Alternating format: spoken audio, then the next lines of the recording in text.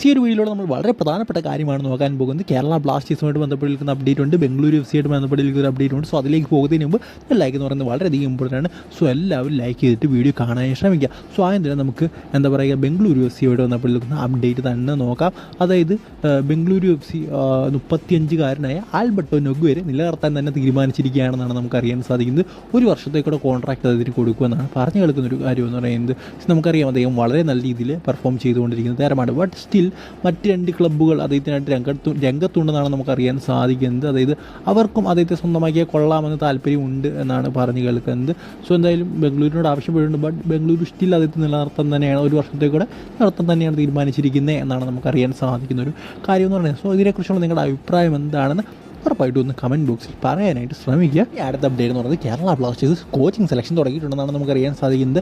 എന്തായാലും മാനേജ്മെൻറ്റ് ബുദ്ധിമാന്മാരാണ്, കാരണം ഇതിനെക്കുറിച്ച് ഇനിയും ചർച്ച നടത്തുന്നത്. അതായത് കഴിഞ്ഞ കളിയെക്കുറിച്ചും അതുപോലെ തന്നെ നമ്മൾ ഈ ഒരു സീസണിൽ പൊട്ടിയ കാര്യങ്ങളെക്കുറിച്ച് ചർച്ച ചെയ്ത് നടന്നു കഴിഞ്ഞാൽ ഇതിലും വലിയ പ്രതിഷേധങ്ങളിലേക്ക് ഫാൻസ് പോകുമെന്നറിയാവുന്നതുകൊണ്ട് അവർ ശ്രദ്ധ മാറ്റാൻ പല കാര്യങ്ങളും മാനേജ്മെൻറ്റ് ചെയ്തു തുടങ്ങി എന്ന് തന്നെ പറയാം. എന്തായാലും ഇത് കണ്ട് ഭയങ്കരമായിട്ട് തുള്ളിച്ചാടുകയാണ്, ഇനിയും ഭയങ്കര കോച്ച് വരുന്നതെന്നൊക്കെ പറഞ്ഞുകൊണ്ട് ഞാനൊന്നും പറയുന്നില്ല. എന്തായാലും എടുത്ത് പറയേണ്ട ഒരു കാര്യം എന്ന് പറയുന്നത് കരോലിസ് കിൻഗിസും ഈ ഒരു പ്രോസസ്സിൻ്റെ ഭാഗമാണ്. അതായത് കോച്ചിനെ സെലക്ട് ചെയ്യുന്ന പ്രോസസ്സിൽ കരോലിസ് കിൻഗിസും ഭാഗമാണെന്നാണ് നമുക്കറിയാൻ സാധിക്കുന്നൊരു കാര്യം എന്ന് പറയുന്നത്.